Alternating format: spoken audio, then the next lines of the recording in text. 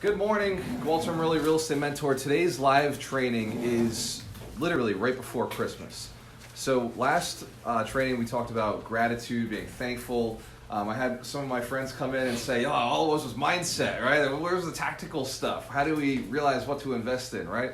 How do I evaluate a deal? How do I find the money? How do I get the property, right? Anybody have any of those questions still?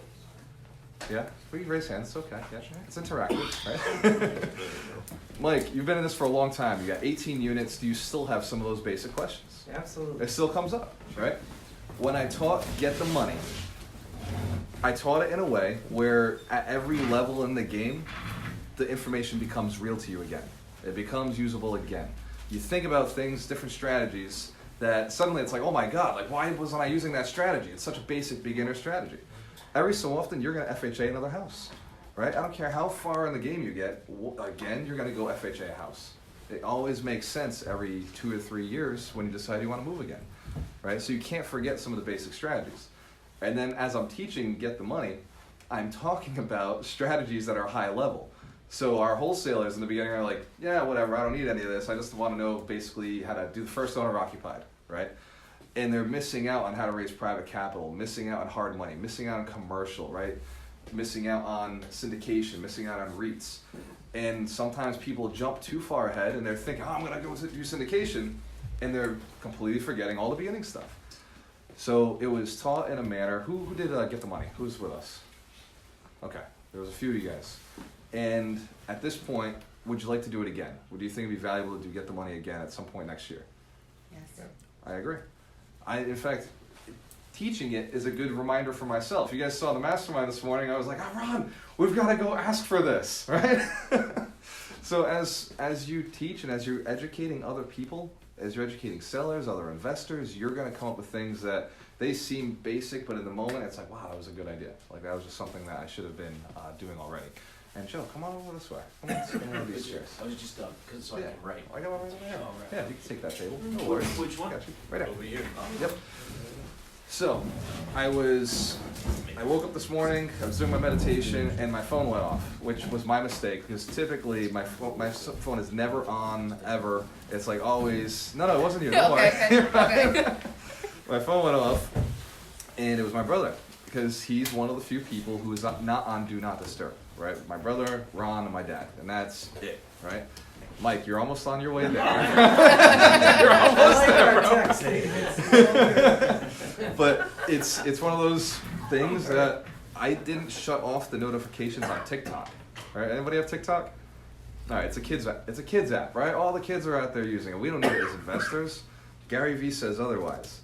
So I got TikTok, and I've been on it. And what's been cool is the relationship I'm building with my brother, who works on a business that is just for kids.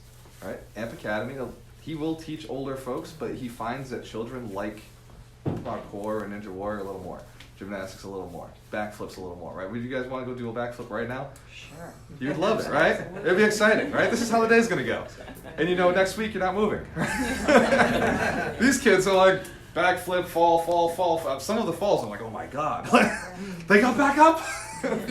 So he sends me a video from TikTok, and I'm going to play it for you guys. And here's the beauty of TikTok. They're about 60 seconds long. And usually it's like these dance moves where they're doing all this. Has anybody ever seen these? No? I've never seen You guys that. are missing out on a whole world of not like useless entertainment, right? But it is probably going to be very similar to Instagram or Snapchat at least, because it's catching up. It's starting to. I'm enjoying it on a level that I didn't think I would. Let me see. They're all like this. My brother sent it to me, so he sent it via Messenger. And it's just a message that came up today. It came up literally at the mastermind. It comes up often. And maybe it's because I was guiding it, but it always comes up. How do I find out more? How do I learn? How do I take this to the next level? How do I get that mentorship, that training? And this video, I don't know if you guys can see it. Ideal life. Go to them and say the following: I will work for you for free for the next 90 days. I will work harder and smarter than anyone you've ever met. And when you get in, over-deliver. you better shock them. You better leave them in awe. Nothing is below you. You're willing to do everything. You hustle harder than anybody, and you're doing it all for no money. And you say to them, if at the end of those 90 days, you would rather pay me than lose me, great, I have a job. If not, we shake hands and part ways. All I ask in exchange is knowledge and connections. Those two things will monetize forever. The mistake everybody makes when they get out of fucking school is they try to get as much money as humanly possible. Money only spends once. Knowledge monetizes forever. Not bad for a 60-second video on a kid's program, right? So give that guy a round of applause. That's good stuff. Was that Gary Vee? I wasn't Gary Vee. It wasn't Gary Vee. I don't know who it was, but my brother sent it to me, right? These are the friendships you want to have, right? I'm very thankful for my brother. I'm thankful for Mike. I can't even list how many books he's given me to read, and we go back and forth. I think Mike and his daughter Sam are probably the only people keeping up with me right now. Brenda. Right? Brenda. Oh yeah, Brenda's on a whole other. She actually outdoes me. Brenda does more than 52 books a year. Like, she's just a reader. And Joe is catching up, right? You're going through the Foundational 5 in how many days? But I'd say I'll be done in about a 2-week period. Nice 2 week job. period. Yeah. Wow. So he's started with the Foundational 5. He asked me what are the steps. What are they again? Sorry to interrupt. Yeah, go ahead. So Foundational 5 are, now we're going to make it the Foundational 6, right? Get the money, broke to $250,000. But the Foundational Then technically 5. I have read 5 books. See? Mine is only for when you want to coach me, right? When you're coming into the mastermind, the first, like when people ask me, oh, can you coach me? I'm like, hey, read the book, right? That's the first thing I say to you. Because and the book does. It gives you a foundation so you're not asking all the questions in the book. And that's 100 pages, that saves me time. And ultimately gives you a little bit of a background. And then the rest, the Foundational 5 are obviously thinking, Rich Dad, Poor Dad. It's a beginner book. It just gets you into the mindset, but you know as you read it, there weren't a lot of details, right? If you've read Rich Dad, Poor Dad. The next one is Richest Man in Babylon. It's great for understanding investments, starting to get the basics of investment, and it's still told in story form.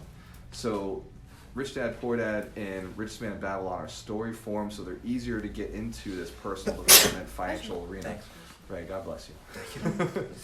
And then the next one is Secrets of the Millionaire Mind. This is where we really get into mindset. If you actually go to our website, walteramarello.com, scroll all the way down to the bottom, the list is there as well. So, do we put links where you can actually buy it from there? They can. Well, They not can. from there. They can on Amazon.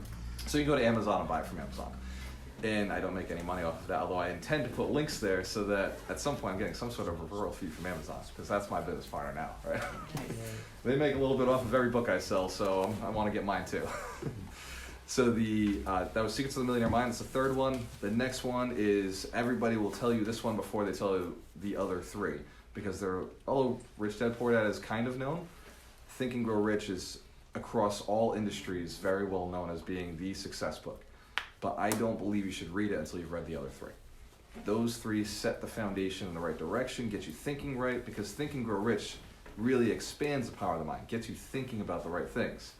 Without that foundation of understanding you either want to build a business, stocks, or real estate, thinking about what you want doesn't really help, right? It won't attract money to you.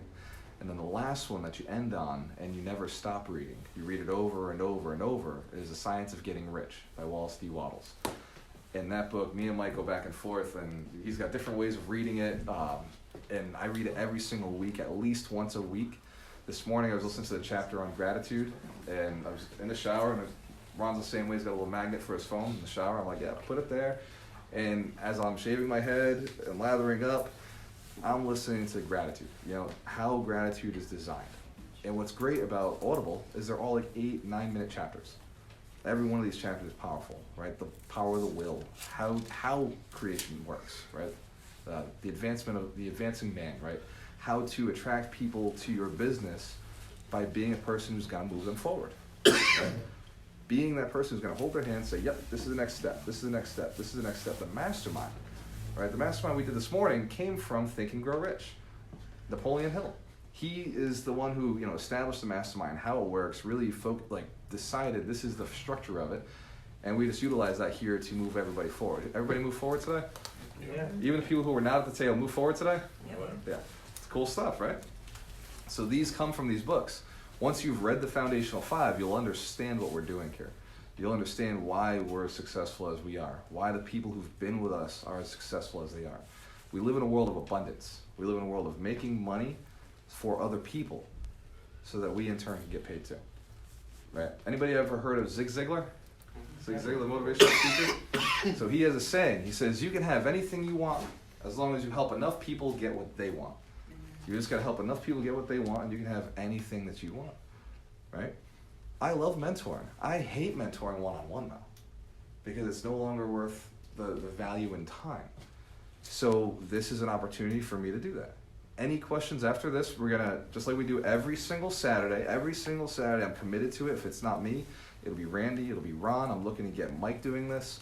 If it's not me, somebody here who has the knowledge is gonna take over and make sure that you're getting the answers. But it's a growth atmosphere. Mike wants to get into coaching one day. Will I not create that opportunity for him? Of course. That's what we do, right? Yeah. Because at every level, there's another devil. As soon as you get here, you want to be here, and as soon as you're here, it's terrifying, right? You got to fight this thing, but then you want to be here, and you can't get there holding on to something else. And one of my good friends owns a business in Fall River. He owns a cigar shop, Old Fire Smokehouse in Fall River on Rock Street. I'm there often because I do enjoy the cigars. I love the conversation with the older guys who've become successful and they're looking to give it back. And what John said to me, he said, you can't find other oceans standing in the shores you're comfortable with, right? And the only way to get into another ocean is you got to leave that shore. And you can't get there without letting go, right? So has anybody ever done a long trip, right? Road trip? Anybody done those? Yeah. Yeah. Has anybody done east to west? East coast to west coast? Yes. There's a few of us in the room, right? What about west to east? Has anybody done west to east? We've all done it. You came back. So when you leave the East Coast, right? Say you're in Fall River, we can see the water when we drive by the city, right? You can see the water here. That is the Taunton River, goes out into whatever that ocean is. Is that the Atlantic or the Pacific? Atlantic. All right. Here's proof. You don't have to understand geography to be a millionaire. There you go. So I'll help you right now. If you think you gotta be smart, you gotta be articulate. That's about it. So if you're looking at the Atlantic Ocean, that's one ocean. But the Pacific Ocean is a very different ocean. You do not see that one when you leave. You can't see the end, but you know where you're going. Intuitively, you know if you just drive west long enough, you'll hit there. It doesn't matter at any point if you go and hit North Dakota or if you hit Arizona. At some point, you can end up in California, as long as you just go in that direction. It's like Kerplunk. You guys remember that the game from that game show? What was the game show? Oh, Plinko? With Bob Barker. Plinko. Yeah, Plinko. Price is Right. Price is Right, right? They put it in there, right? And it would follow this crazy path, but it would always end at the bottom. Right now, what you got at the bottom was really based on how well you figured out the maneuvers, right? But at some point, there is an end to the journey. And that's your life right now. You're moving through life, going through it. You will, I promise you, get to the end. The reward is death. Baron, I guarantee you, right? It's a subject we all know about, right? We all are aware that this is happening. Nobody is in the dark here, right? We are all going to die. It's okay. It's while we're living that we're supposed to make sure we do it right. And they say it's about the journey, and I'll tell you, I hated that. I hated, oh, it's about the journey. Live your life, man. Well, I hate that saying. But as somebody who's extremely successful in the eyes of most people, I have to say the journey's freaking fun, right? Like getting there is almost depressing, to be honest. To be perfectly honest, like Christmas, worse than December, right? December is cool. Christmas season, as we're experiencing it right now, is the fun part. It's the music, it's the parties, it's the spending time with your family, anticipation of the day. Christmas itself is kind of a letdown. We get there, and it's over, and we're like, oh man, what next? What do we gotta do for the next 4 days until New Year's Eve? Party again! But there's this excitement, even by Thanksgiving, you're planning out Christmas, right? There's this excitement to that part of the life. And that's the journey. And when I say like you gotta enjoy the journey, I don't mean like don't do things or be productive. Like just fall in love with the work. Fall in love with the action steps. Fall in love with making the phone calls. Fall in love with the research on building that list. Fall in love with finding the right people to raise your capital with, or finding the right deals. Right? Fall in love with helping other people get rich. That's my secret strategy. I just look for people who want to get richer. Right? That's been what's made me wealthy. Is I'm like, who wants to make the most money? I want to work with that guy or that gal. Right? So I love it. When I got my license, my real estate license, I was sitting in a class at RE/MAX in Fall River, and the broker at the time asked me, Ron Roos, and he said, what is your USP? All right, anybody know what a USP is? Unique proposition. Unique sales proposition, right. So it's what makes you special, what makes you different. Everybody in sales at some point has come up with a USP, right? Mike, even attorney came up with a USP, right? What do you do, Mike? Yeah, travel and make sure everybody's satisfied. Travels and make sure his clients are satisfied. Right, that's what separates him from every other attorney. Early on, I think I got my license, I was 28 years old. Early on, I was sitting there and I said, I make good people good money. Just came out of my mouth. I did not know how to do that. Because remember, all I did was have 2 multifamilies at the time, and I was broke. And I didn't know how to do the whole help people make good money, but I knew that that's what I wanted to do. And now I can successfully say I make good people good money, right, Mike? I Yeah. like you, and I'm making you money. Thank you. Right? I like all you guys. And as you buy properties and you're doing deals, I'm making you money, right? And that's been a theme that's worked for me, right? Find somebody with a need and fulfill the need. What really helps is find somebody who wants what you want. Find somebody who's very good at it, and then help them get more of it, right?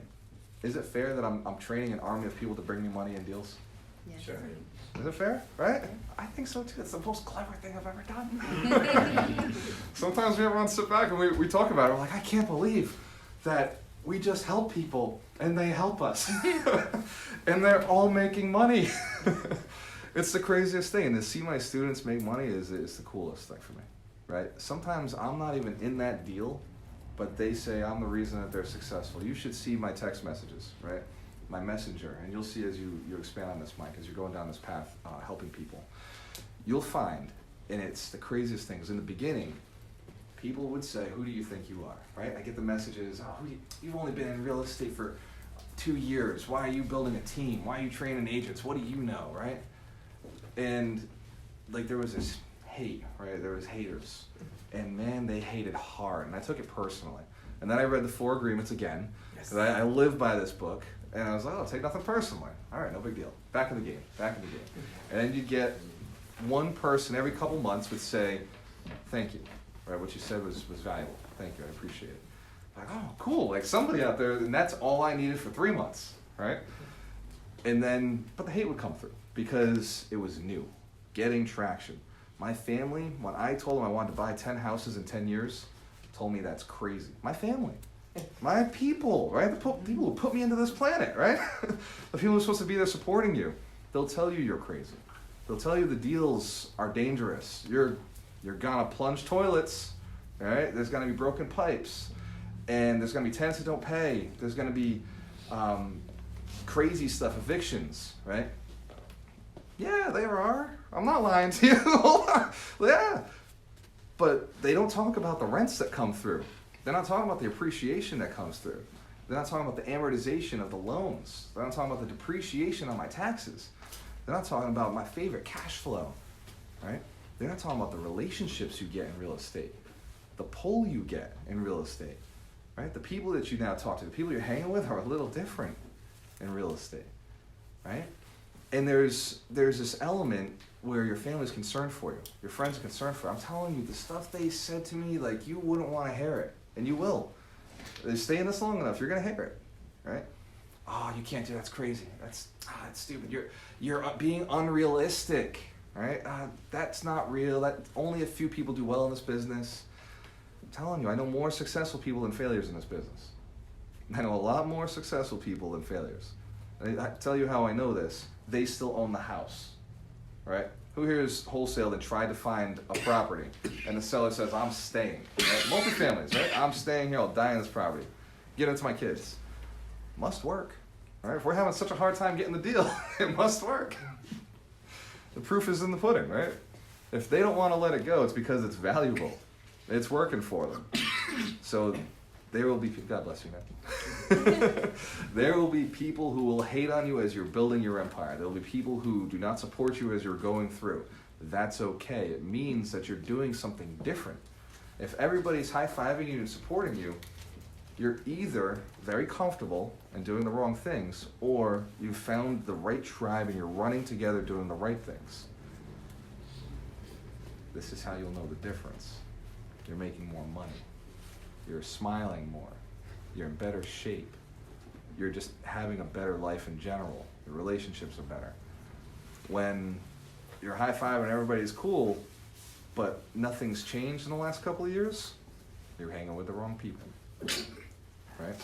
Bless you. You need a tissue? So, we talk about people all the time.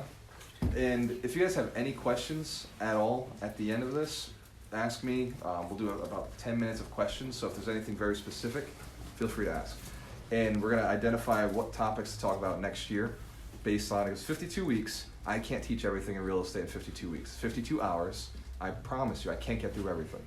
So I want to cater it to the people who show up. I want to bless you. I want to cater it to the people who are here. Happy birthday, Rod. Happy birthday. It was yesterday. And yesterday we went out to Tequila Lime, which is a great little restaurant in the city. Anybody been? So we went in there, and one of the bartenders is a real estate investor. All right. The only reason I know this is because I'm putting the videos out. Because I'm sharing the knowledge, educating, and she came over and she said, oh yeah, did you know I own this? I'm like, I didn't know. That's cool, right? And it starts expanding. It really does. In the beginning, you have haters, for sure. And in the end, you have haters, for sure. They just get quieter, right? My haters now, they can't talk to me personally. They can't like face-to-face it with me anymore. Because wherever they see me, I've got 10 people around me who are like, dude, like you're doing the stuff, right? You're the guy. So now the haters are like, oh shit, maybe he's right. I have haters on here now, and I appreciate you guys for coming around, who started off being like, nah, it's not real, whatever. And as I've increased income, look it up. It's very easy to find out what I own, right? South Coast Capital Investments, LLC. And Walter Amarillo, you look up those two names, Amarillo Properties, you look those LLCs up, I'm there. I'm not hiding it. What are you going to take my properties from me? It's impossible. And I don't want them for the long term anyway. I'm looking to sell those and keep moving to bigger properties. Catch me if you can, right? I'll seller finance them too. As we increase income, increase our net worth. I had a friend of mine today ask me, and I love Snapchat, and I love this guy in particular because I bought a house off of him from Snapchat, seller financing 3 years ago, and then sold it later on and made a nice profit. But he texted me today about the condos, and he was like, hey, would you sell or finance those? In my head, I'm like, bro, I can't do the whole thing because I got a note on it, but I could sell or finance 5 of them, maybe 20%, 10%. I'll hold some of that paper. And, well, all right, that works. That's $40,000, $80,000 for us to just, nice little passive income. We just burn and turn a project, right? What is it? Don't burn. Don't burn. Don't burn. Don't burn. Hold on. Stay in that live. Don't burn. Marcia, hey, good to see you. I'm glad you're on this live chat. You are the best. She's sitting right there in the back. I love it.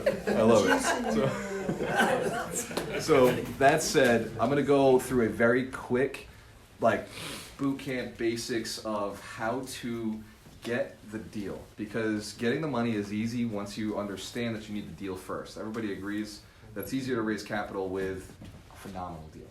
And to express that to somebody who hasn't watched this before, if you had, for example, $1 million property and you came to me, but you didn't have any money on it, you had no money on it, but the seller was willing to sell it for $50,000, and you had to get him that $50,000 in 30 days, would you find $50,000 to buy $1 million property?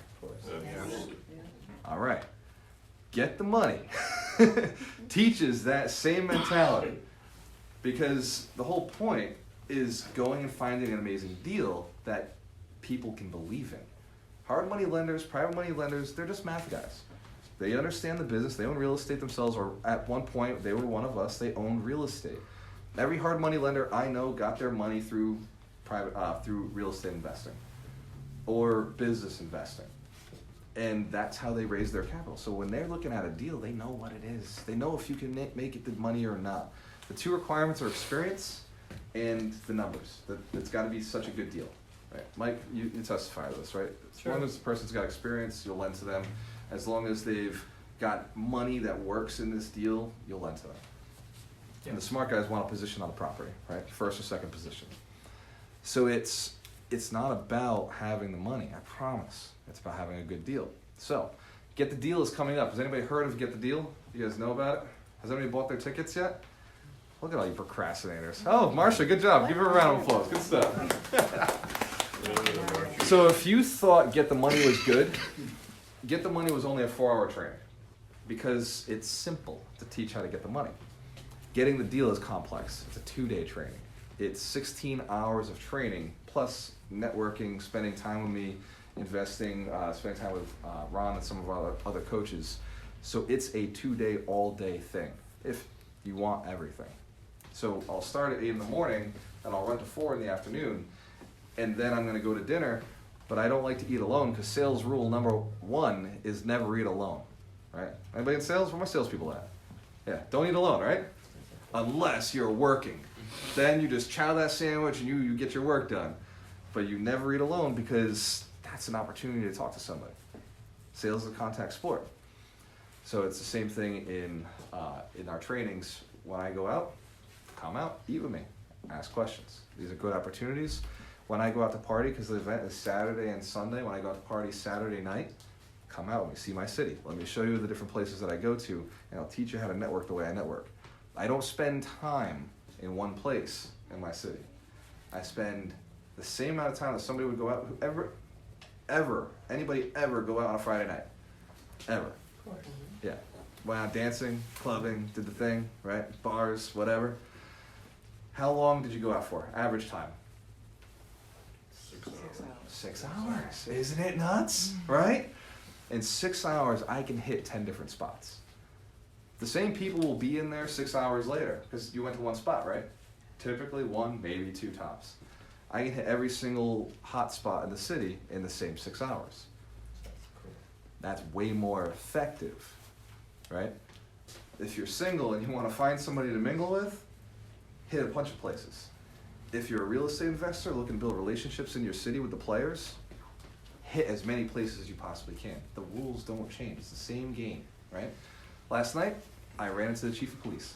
What's up? Good to see you, right? Not 20 minutes later, I run into the chief of the fire department. Oh, this is cool, right? Good conversations. And then I meet a whole bunch of people, because the fire department was out last night, so that was cool. I got to meet a bunch of the fire department guys.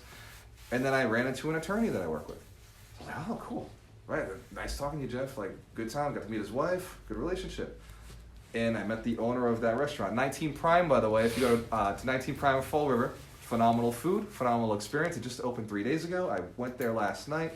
Absolute great experience. So great job, Leo and Peter. You guys did an amazing job creating it. And those guys, Peter owns Mesa 21. So pop into there, right? Go see who you're going to see. It's a great experience. Come network with me. I will teach you how to do it. Be efficient. From what I just explained to you, you can do this in your own city, right? But do it with me, I'll show you how. You don't have to drink when you're out. This is a secret to networking. The drunker you get, the worse you get. I don't care what you think, whether you're trying to date a girl or you're trying to date the city, right? When you're trying to win everybody over, they're gonna buy you drinks. You've gotta learn to say, sure, thank you, excellent. And then don't finish it. Like, just let the bartender at some point, I have a very good relationship with all the bartenders. They know I don't drink. Like, they know that I'll do 2 drinks max, but it's like a sip with the person.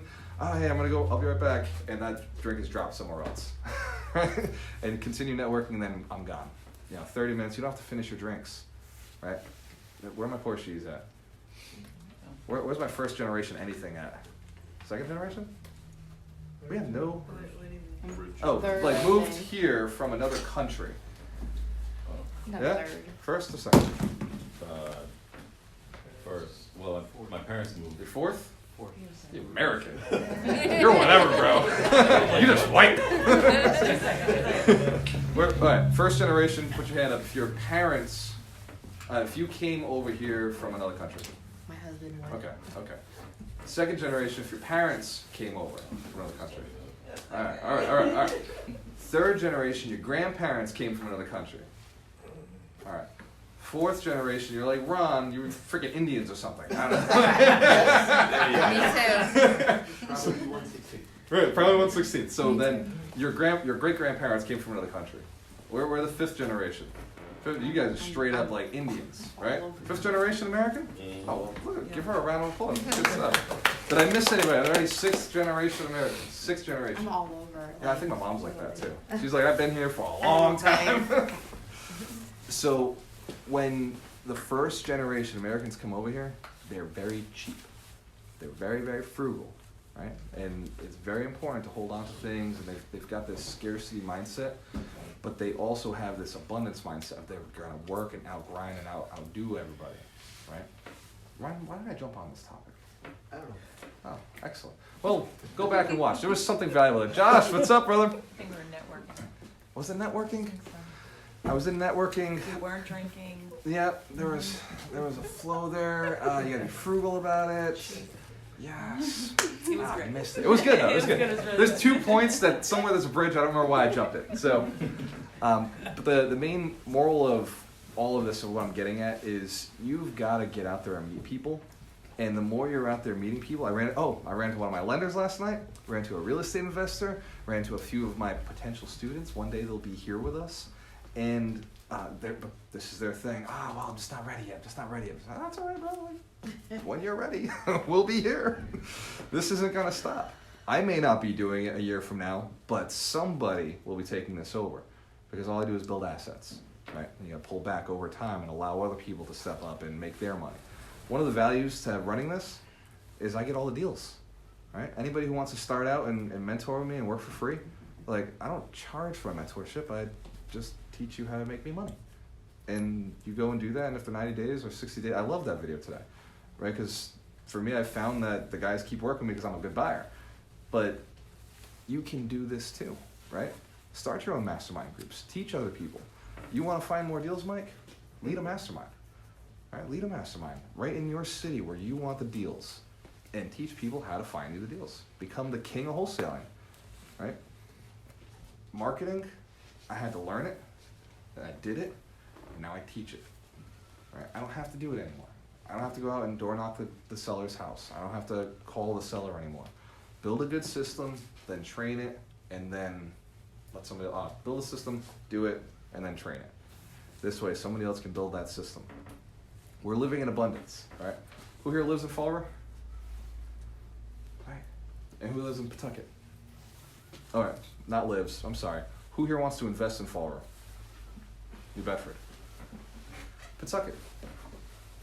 Central Falls. Woonsocket. Name your city. How does it? Bristol. Bristol. Really?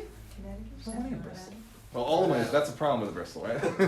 It's an appreciation play, there's no cash flow, but, yeah. What city? What city, what? What city do you invest in or want to? It's a county, we're in Bristol County, Plymouth County, yeah. Southern Bristol County. All Fall right, River. so good conversation. This is where we dial people in, right? So we're talking about it with, was it you? We're talking about location. Yep. Bristol County is too big. If I brought you a deal in Taunton, would you run the deal? Yes, If I brought you a deal in Brockton, would you run the deal? sure, If I brought you a deal in New Bedford, would you run the deal? yes, Could you run them all at the same time? yes, no. Could you? I don't know. Do you want Depends it? on the deal, sure. Yeah, Yeah. okay. So some investors do go and they spread out. Anybody who narrows down to one space will always out-earn you though. Because the efficiency, they don't have to find new contractors. They don't have to find new attorneys. They don't have to find new lenders. They don't have to find a bunch of new things, right? They don't have to find new marketing areas. my marketing dollars in Fall River are way smaller than if I had to market for Bristol County. My effectiveness is way better in one market. And guess what? I'll always outdo you in deals. You'll never outdo me in deals because I just so compact in this city, the deal flow is so high, right? When it's in Bristol County, deal flow is so far out. Right. So that's the typical thing. Every wholesaler, and I'm sure you went through the same thing. Where are my wholesalers at? All your hands go up. All right. When you start wholesaling, you think Massachusetts. Yeah. Then as you wise up, you're like county. Yeah. Then as you get really good, you're like city. And as you improve, you get to zip codes. And then you get to streets. And once you get down to streets and type of property, that's where success explodes. Because now your marketing is so inexpensive, you can do it a lot more, right? You can explode the marketing in a small area. And it becomes way more efficient. So that's a little tidbit. That's a free. In fact, all my advice is for free. So, get the deal. We were talking about get the deal. So, get the deal is more advanced. It's way more advanced than get the money. That's why it's 8 hours, 2 8-hour days. It will be recorded. We'll be putting it out online. That one will probably be free as well. And but get the deal costs $200, right? It's an expensive event. It really is. $200 for the opportunity to find all the deals you need. What does the typical deal make you? Anybody know? Typical deal, if you're just doing a flip. 30K. 30K. Wholesale? That's average. 30K. Yeah. As a wholesaler, what's a typical wholesale make? 5 to 10. 5 to 10. Okay. I did the math the other day. Yep, I did it right there. So typically, real estate agents are going to make between 5 and 10 on a transaction. Wholesalers make the same money, average. Obviously, you get bigger margins if you did better in the negotiatings, right? The flips and rehabs are making between 25 and 50,000, and then the buy and holds, because we're looking at just cash flow, they're making 10 grand, cash on cash. With amortization, you add another 2,500 a year. Actually, amortization could be, it's probably, I don't know what the pay down is, depends on what mortgage you put into, but assume it's the same as your depreciation, assume it's the same as your appreciation. So maybe you're getting ghost money 10 grand and an actual 10 grand in your pocket every year continually. So if you look at one deal, there's not a single deal on there that's less than $1,000, right? Not a single element of this that's less than $10,000 or $5,000. So the value though is getting you to spend your time in a training for 2 days because you think your time is more valuable, right? But everybody wants to take me out to lunch. Right? My time is more valuable, I assure you. As a millionaire, as someone who makes $1 million a year, and last year was $500,000, like, my time is more valuable. I know the value of my time. So when I offer the opportunity to get you guys into your heads what I have, you never have to pay for that again. You have the knowledge. And then you can go and take it online and rewatch it if you had to. But I want you to learn the process so I don't have to teach it again. Is it okay that I'm lazy like that? I'm an investor. It goes through in my coaching the same way. I am an investor. I want to make the investment in building this training product so I don't have to train it again. I want to go and I want to train higher level stuff. And I also want to have an army behind me, not just bringing me the deals, but bringing other people the deals, leaving a legacy behind, making sure that you guys are turning these cities. Right? What we invest in are depressed cities, right? That's what some people call them. The politicians call them gateway cities, which I like better because we give people opportunities, right? Gateway cities are Fall River, New Bedford, Woonsocket, Pawtucket, Central Falls, Springfield, Holyoke. These are cities that are gateway opportunity cities, right? There's a prevalence of low-income housing. There's a prevalence of lack of jobs. The only way to turn those around, the only way to turn a city around is to bring jobs into the city, is to invest, right? As investors, we create those developments that create jobs. We're the ones who find the entrepreneur and say, I got this perfect space for you, right? Come build your business here. The slogan in Fall River right now is make it here. That is not by accident. It was changed from we'll try, right? There was an intentional movement in the city to rebrand because we'll try didn't work out. You know how that word is, right? Try is a terrible word to build a city Really around. what the slogan was? We'll Well, try. why do you think we're a gateway city now, right? We were trying for so long. You know what happens when you try? Nothing happens. That's right. Now it's make it here, right? Fall River, make it here. That's the slogan of the city. Every city should be that way. Invest here, build your business here, come here, work here, right? Live here, enjoy yourself here, right? Build a community here. That's, as investors, we want to inspire that. So we want to put in the artists, we want to put in the entrepreneurs, we want to put those people in our commercial units because they attract better quality tenants, right?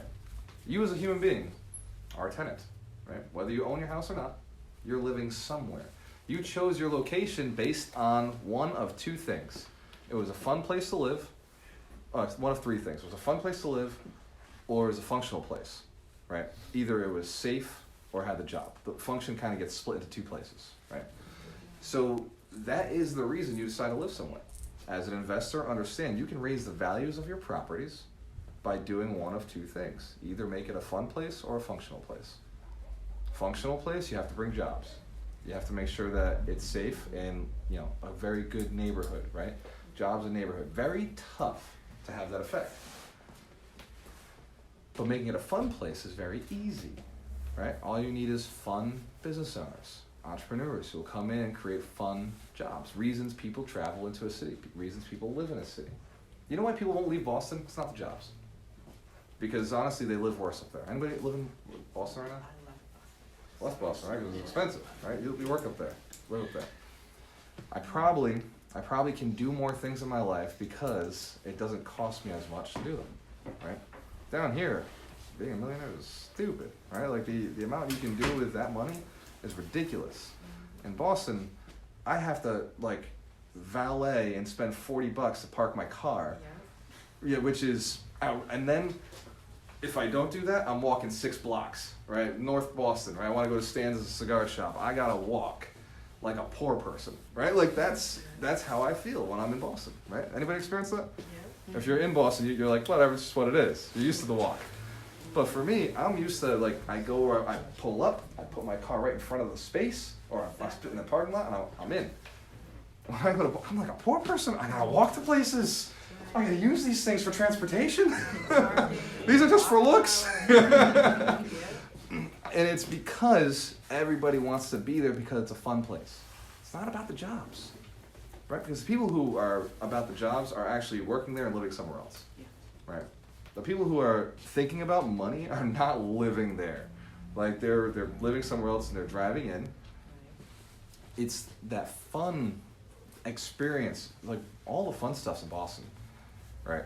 I mean, we're working on building our stuff down here in Fall River on the Bristol County and the South Coast. Like we're working on building that up, and that's the easiest thing for us to do as entrepreneurs. It really is. Like put in a fun gym, right? Put in a yoga studio. Put in a fun coffee spot, a nice restaurant. Retail space is cheap now. Not retail, commercial real estate is cheap now because those businesses didn't know how to survive. But there's a whole wave of new entrepreneurs coming in that are service-oriented, that are experience-oriented. And experience is the future, right? That is, if you read some of the books that are predicting where we're going, and Ron sent me a phenomenal article, which, Ron, if you could drop that into the wholesaler group, that would be a really useful article for everybody, if you can find it. So, in that kind of talk about where the future's going for jobs. Because for me, as somebody who cares about my city, I've got to find a way to bring in the jobs, right? The city doesn't know how to do it.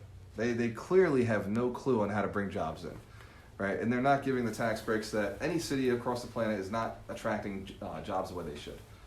It's up to us, the investors, that bring people in. We give them the opportunity, right? So understanding where the jobs are coming from, it's not, little shops that sell, well, keys do well. I guess we as landlords would probably use the key places, but like if you're selling pocketbooks or you're selling pretty much like Radio Shacks, right? Perfect example of something that just wiped out because you didn't need it anymore. Things just got wiped out. Big commercial spaces that are gone now. Converting those over in the mills, right? The mills. Every single city in Massachusetts has mills. Rhode Island has mills. Wasted space. We don't know how to use them, right? What you're seeing in Boston, though, artist lofts, right? You're seeing You go upstairs, you go down into basements, bars are in basements, bars are on rooftops. Like Boston's figured out a way to use these mills. They're like, oh, perfect, a mill, this is great. Let's fill all these spaces in. Whereas before, the mill was one tenant that owned 10 mills. And now the way to work around that is give people smaller spaces to operate in those mills. Give people smaller spaces to operate. Basements can still be utilized in commercial arenas if you're working together with the other investors in that area to make it a hot spot. You find the right entrepreneurs to build that business. So one of the elements you'll see me do is talk about sales. I talk about sales, I talk about marketing, I talk about business, because I'm working on building the entrepreneurs, because those are my tenants. I want to attract the right tenants, and I want to see you guys doing the same things, right? Over time, that's the direction I'm moving in. But somebody's got to fill the gap behind me, right? The residential is still a key component to real estate investing. It's the first step. It's how you get in the business. It's how you build the capital, and you keep moving with it. And the last step is holding paper, right? You want to hold the loans. You want to let people buy your stuff that's cash flowing, doing great. You got the cap rates up, because at that point in your retirement phase, you're talking cap rates. You're not talking about whether it's what the ARV on this thing is, or whether you're flipping it, or if you're wholesaling it, or what the cash and cash return. Well, you may talk cash and cash a little bit, but we're not talking about GRP anymore, right? We're not talking about what's the other one? Comps. We're not talking about comps anymore. It's what are the cap rates? How much does this thing make? What's the NOI, right? And at that point, you're hoping you've created a great product that cash flows for people, and you're selling it to them with owner financing, or you're doing hard money loans or private money loans, and you're renting out that money so that you can go to Florida. Right? Anybody got the plan for Florida? Puerto Rico, Portugal, right? Hawaii. Right? Like travel a little bit. The only way out is to have the plan made today.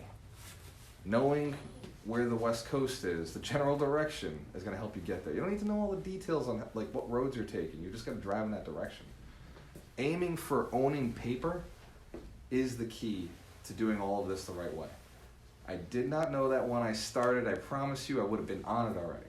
All right? I would have been doing more of the paper thing. But now that we've got that clear goal, and Ron and I set that goal maybe 3 or 6 months ago, we set that clear goal. We want $12 million in paper assets at 12% return. It actually was 8% return. We're fine, right? Knowing that goal, now it made us shift how we were investing. Completely different. Wholesaling is a byproduct, right? Flips are a byproduct. The holds are a byproduct. Everything is moving towards paper. Everything is moving towards lending your money out to somebody else and getting a good return on your money. Right? We were talking about that today, right, Joe? So it's one of those elements, and Mike does it too. It's one of those elements that if you didn't think about it already, I know this is the direction you started going in. If you don't have the end in mind, right? Has anybody read The 7 Principles of Highly Effective People? Stephen Covey, right? Phenomenal book. He says start with the end in mind. And it's so true in real estate investing. Get your retirement plan put in place today. How long do you want to work? How long do you want to work? 5 years? 10 years? 20 years? Yo, I don't have that 20-year. I never had that 20-year dream. That's why I retired at 30. Because I never had that. I didn't even know what that would be like. All my friends were like, yeah, it'd be nice if I retired by 55. And I was like, no. 55? Like, what's that gonna be like? Like, that seems terrible. Like, cause I just wanted more. My mom used to call me lazy, right? And I love you, Mom. She doesn't watch my videos. But like, it's like, I was the lazy kid, right? Cause I always thought there was a better way. I knew it, like deep down, I was like, there's gotta be a better way. There's gotta be. You know, and I knew early on, and I'm sure you guys in the room are only here because we have that in common. Because somewhere inside of you, you know there's a better way. There's a better way to live. There's a better way to love. There's a better way to eat. There's a better way to experience life, to build wealth. There's a better way to travel. What? Travel. When I get on a plane, this is how I get on the plane. I show up, I buy what I need. I don't care, right? I would rather not wait for the freaking luggage with everybody else and just go, right? There's no value in sitting in that line waiting for luggage. Oh, I got the thing. Cool. All right. Oh, I gotta wait for the next spot. Sorry, bro. Like, is that yours? I'll help you out. Like, no, I don't want to make friends that way. I make friends on the plane, right? You sit in first class. You hang out with the first class people who bought that ticket. The buy-in was a little higher, right? So that's okay. Perfect. They qualified this person for me. At least this person thought they were valuable enough to sit in this area. So they're not always. It's not always a 100% guarantee. But I'll tell you what. The person thought they were valuable enough to get that ticket. So it's at least a qualifier, right? And I know because I've traveled coach so many times. Like 2 years ago when I was traveling, it was coach every single time. There's some cool people in coach too. Because flying is another qualifier, right? Normal people don't fly that often. I was on a plane every single month, at least once a month, right? And I would find entrepreneurs just like me. Real estate investors, just like me. People bigger, further ahead, behind, whatever it was. You'll find them in places that successful people go, right? Building those relationships is the key to doing it. Getting into those new experiences, going out, taking the trainings, learning more, spending time with you guys, like falling in love with one city, getting committed, right, to one city. Expand later on, right? But build that one relationship with one city and get very successful in one area, one niche, right? Then you can expand to other niches. I'm not saying no to single families. I'm just not going to touch them until I've got so many multis that I'm like, yeah, why not? I don't gamble, right? I lived in Vegas for 3 months, still don't gamble. I gambled one time in Vegas when I was living out there. I put $100 in, lost $100, walked away. That was the last week I was there. Right? I went the whole 90 days without doing it because I don't care. I to lose money. Warren Buffett, rule number 1, don't lose money. You know what rule number 2 is? Forget. That's right. My Warren Buffett fans, I love you guys. It's so simple, and it's why we do this, right? Referrals are an opportunity to make money. I could just not do a deal, right? Or I could pass it to an agent. I'm licensed so that I can pass it to an agent and get a referral fee. That's not losing money. You know, I'm letting some of it go, but I'm not losing all of it. Who here doesn't have their real estate license? Y'all are losing money, I want to. right? You don't ever have to close a deal. Just pass it along to another agent. Get a referral fee. You're out there hunting down properties, talking to sellers. In real estate, I'll tell you guys a secret for real estate agents. You got to list to last. That's the saying. Buyers are liars, and you got to list to last. So every agent is hunting for sellers. They want them. They're just not very good at it. Being very honest, I'm a real estate agent. I've been in this a long time. Been coaching agents for a long time. They're terrible at it. Wholesalers can find sellers. You know why? They're dedicated. Wholesalers are dedicated to finding sellers. Agents are like, well, I could work a buyer. Maybe I could work a seller. Maybe I could work a buyer. Maybe I could work a seller. They're spending so much time flip-flopping, they're unsuccessful. Right? The successful agents just work with sellers. And when a buyer comes through, referral. Pass it along. Does that make sense? Get your real estate license. If you're going to be in this for long term, it's worth it just to have MLS. It's worth it just to have MLS. And then it's worth it just to get that one referral. One referral. Pass one referral along, make $2,500. You guys could use another $2,000 for doing nothing, right? Instead of losing the lead, get the fee. All right, Mike, you're a broker, man. Make it happen. Just get paid, right? You never have to go to the property. Other than, somebody said they want to sell a house, they want to buy a house. Cool. Excellent. This is my friend. Referral form. You know how to fill out forms. Send a referral form over. Done and done, right? Finding deals. I'm going to go very quickly, so take your notes. It's going to be very fast. The biggest key to finding deals is 1, know your city. 2, know the streets you want to invest in. Well, know the type of property that you want to invest in. Find where those properties are located within the city. Build your list. Then from taking your list, you find the phone numbers. You can do that on using a VA. We use Fiverr to find all the phone numbers. And then from that point, you take that list, load it into Mojo, and then dial that list. Dial that list, dial that list, dial that list, pound on it, learn scripts, become a great salesperson over the phone, pound on that skill, and then teach that skill to somebody else who's going to be your trainee, who you're going to pay when they find you a deal. Does that make sense? Until you've gotten to that scale level, because it's all about scale, until you've gotten to that scale level, you do it yourself. Identify that you're not good at it, train it to somebody else. Identify that your time has become so valuable, you can't be on the phone with one seller or 100 sellers. You've got to have somebody else on the phone with 10 of them, right? You've got to have a bunch of other people out there hunting for you. And you want to make them rich, so you're holding them accountable, you're teaching them, you're training them, making them better at it.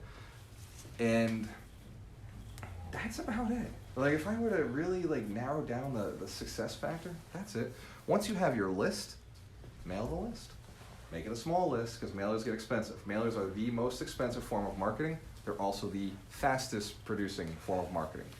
Put out signs, right? I do not believe in, and I will say this a dozen times, I hate bandit signs. They're ugly, they make my city look bad, but at the same time, it works. I can't deny that it works.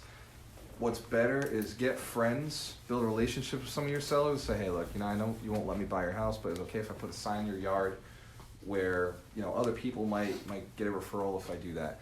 I'll pay you $10 a month. Would it be cool if I put a sign in your yard and have this little relationship with you? And that marketing is totally worth it, because people drive by in the neighborhoods you want to buy, right?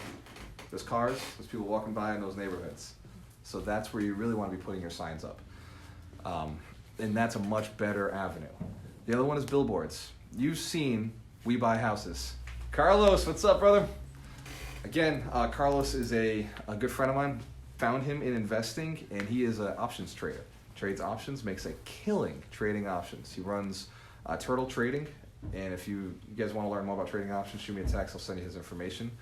In fact, Mike, you're connecting with him, right? Carlos Bello? Yep. Very cool. So I texted him last night. I was like, hey, Carlos, you cool with this guy? And he's like, yeah, absolutely, of course. Carlos also owns a whole bunch of units in Fall River. He's diversified his portfolio, right? Owns multifamilies here, and he trades options. Now, at some point, I'm going to do what Mike's doing and get, I wanted to do it for so long. I just got to offload some of the work we're doing, and I'm jumping over to options with you, brother. Nice.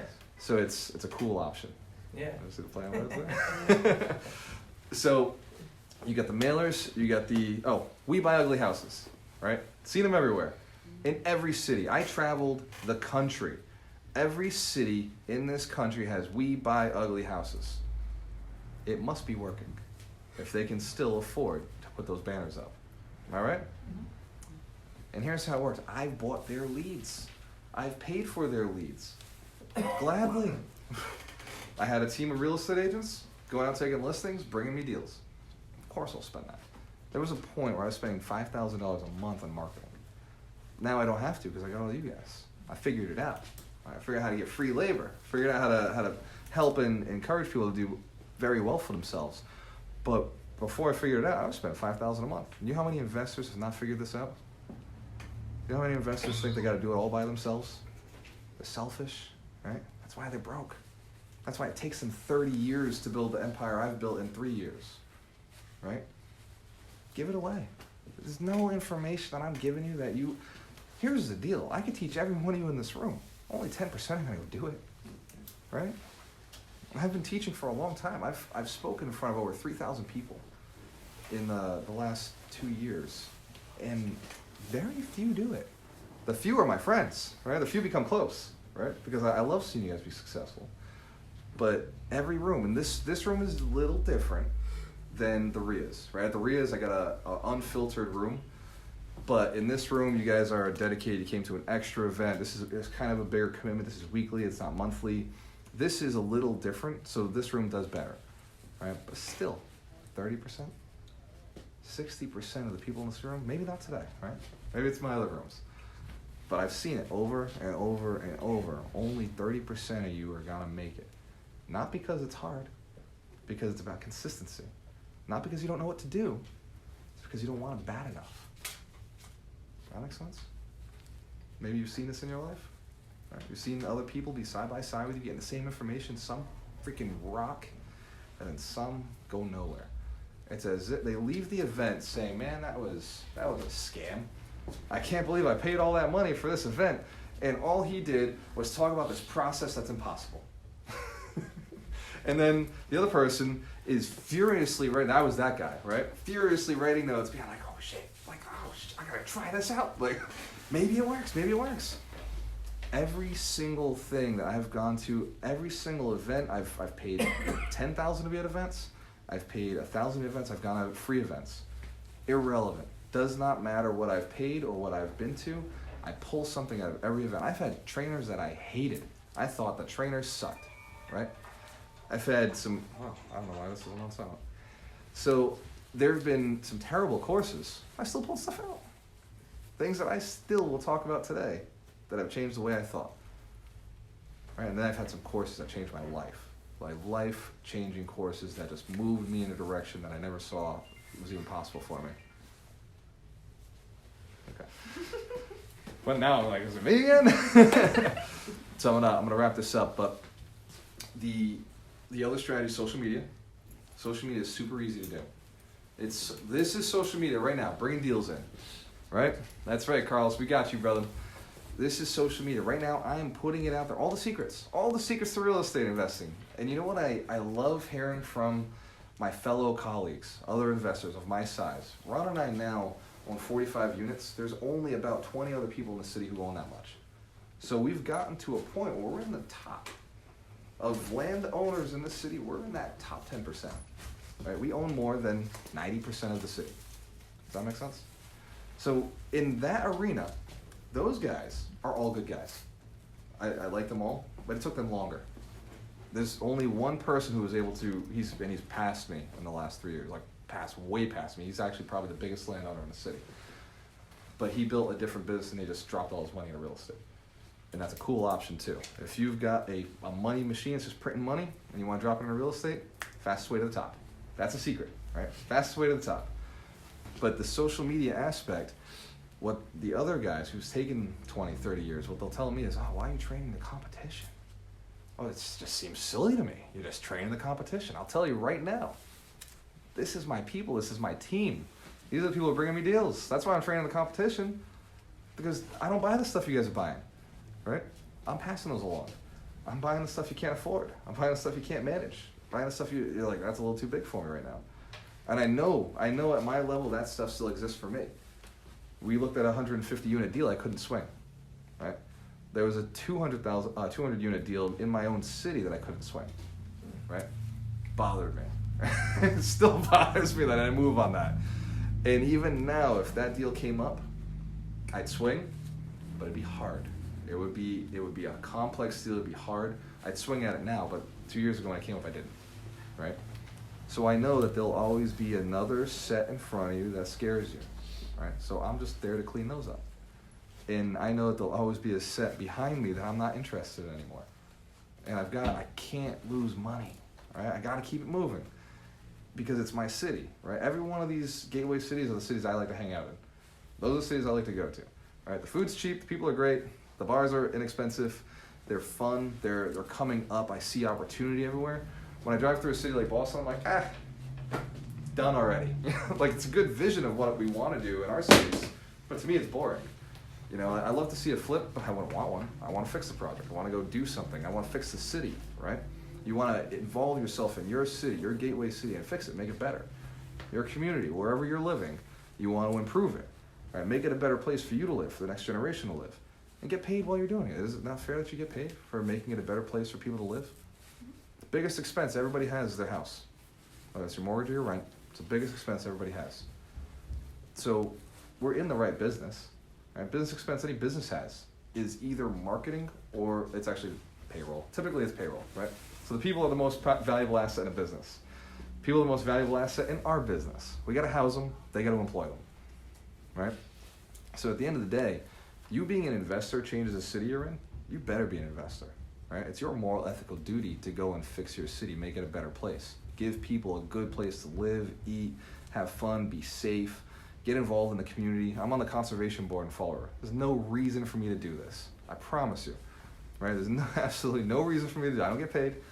I do it because somebody needed to step up for that position. I understand real estate, and it doesn't affect me because I don't really do development. I do mostly rezoning. So that's fine for me. It didn't affect me on the business side. But it was a way for me to give back, right? My buddy's a tree commissioner, right? Those are ways to give back. There's opportunity for you to get involved in your city. The other side to it, while I'm in City Hall, walking through after a meeting, I run into housing development, right? Housing authority or community development. And when I just, happen to be in the City Hall area, hey, how you doing? Great job.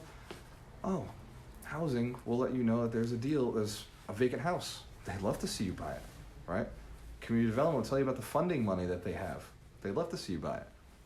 Get involved in your cities. There's money. There's free money everywhere. There's deals everywhere.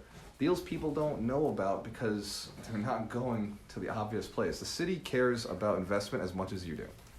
The city knows that the investors are the people who actually pay the bills, right? In the city, their money comes from taxes on property. We pay for everything. We're the investors in the city. We're the ones who are paying the bills for the police, for the potholes, for all of that. The tenants are not. Although they pay us indirectly, we're the ones who cut the check to the city. That makes sense? So it's very important that you make your properties worth more so we can have nicer things. And it's very important that you're getting paid more so that you can pay that tax, right? And make a profit on the side. If taxes go up, your rents go up. If water goes up, your rents go up. If utilities go up, your rents go up. Don't be a fool. Don't be a hero. Every investor I know at some point, including myself, has not raised rent a year. That's a mistake. If you're not raising rent every single year with taxes, water, insurance, you're making a big mistake. Doesn't have to be a arm and a leg, but you can't lose money. Don't go backwards. That make sense, guys? You guys get a lot of value out of today? Yes. Any questions? That's how I know I taught a good class. When we end and there's like, you've overloaded it, bro. I like to top it off, right? All right, guys, I appreciate you. Get the money. GualterMorello.com/intensive. $200 for 2 days of training. If you're not there, it's not my fault. I'm not doing it again. Well, maybe I'll do it in a year from now. But by then, what could happen in a year? How many deals could you close in a year? Here's the other element to this. That ticket comes with a second ticket. Bring a friend. Don't bring a fool. Bring a friend. Right? Bring somebody you want to invest with. Bring a business partner. Bring a potential family member who's in it. Don't bring somebody you like that isn't mindseted for investment. I don't need them bringing us down. That makes sense? They're out there. I know they are. They're like zombies. Right? They're like zombies walking the streets like, nah, you can't do it. That doesn't make sense. We're not inviting those people. What we're inviting is people like you. People who want better. People who are hustlers. People who are looking to grow. People who have a moral, ethical duty to improve themselves and their cities. Those people can come. So you get one free ticket, make it happen. And honestly, I don't give a shit. Bring 10 people. But they gotta be quality. They gotta be people who wanna do it. Does that make sense? So buy one ticket, bring somebody for free. Do that, right? Because those people are gonna be people who are gonna thank you later for bringing you to this event and taught them how to make money. And they're gonna be a business, like me and Ron, like there was no reason for us to be business partners until suddenly there was, right? We were side by side, both had opposite flaws, opposite strengths, but they were opposite flaws. And we were like, all right, yeah, this is my problem, that's my problem, oh shit. Like I love that, and I hate that, and that's how it works. Just by being in the same arena long enough, your business partners could be in this room right now. And if you think you can do it alone, you're wrong. When I was broke, I said, partners are for dancing. When I got my first $250,000, not the first one, I made that myself. That took a while. The next $250,000 was way faster than I did it with a partner. And the day I made $2 million in a day when I closed on the 24 units of condos, I did that with a business partner. $2 million in a day. You make your money on the purchase, not on the sale, right? It's not about paying taxes, it's about making money. It's about raising capital. If we can 1031 that and never pay taxes, that's the goal, right? If I can move it into a different asset, that's the goal. By the way, you don't want to pay taxes, hold paper, right? Build yourself a portfolio, 1031, this is a gem, it's a gem, right? Buy, like wholesale buy, and then sell, 1031, get bigger properties, and then when you're 1031 at the end of your career, when everything's paid off, sell that building with paper. Hold the paper, retire. If they pay you back in a year or two, cool. If they don't, even better. Let the interest payments come through until the day you die. Does that make sense? Let that money work for you. That is the plan. You've got an exit strategy. The faster you do it, the more successful you'll be. Because it's not about making $1 million, it's about making it in a year. It's not about being worth $1 million, it's about being worth 10. Right? And the sooner you do it, the better your life gets. The faster you can accomplish this goal, the better your city is. The more of us doing that, you guys, all of you in this room couldn't outbuy this city, right? I could train another 100 of you and we couldn't all outbuy this city. We'd only improve it more. You know how many investors are in Boston right now? Still making a killing? And this is how you know the city's improved, and this is my last thing, 'cause we got a network. But the last thing is they're called developers now. Down here, we don't have developers. We have real estate guys, all right? We got landlords, we got guys who do flips, we got real estate guys. In Boston, they're developers. That's how you know your city's progressed. There's plenty of room for everybody. And trust, like Boston has China competing with them. Like people are coming from all over the country to compete in Boston, and yet people are still making money. And if I cared about Boston, I'd be making money in Boston right now. Does that make sense? So work what's close to you, work in a city you love, and work in a city that needs help. The worse a city is, the more it needs you. That's the gauge.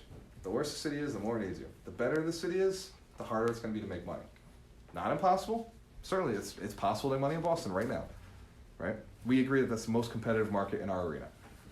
More so than Providence, more so than Hartford, Connecticut, right? Boston is the precipice. New York, Manhattan, the precipice. They're still making money. Even with rent controls, they're still doing well, right? Think about it that way. Go where they need you. If it's already fixed, it's not attractive. Does that make sense? All right, guys. Thank you for coming. Great job. Appreciate it.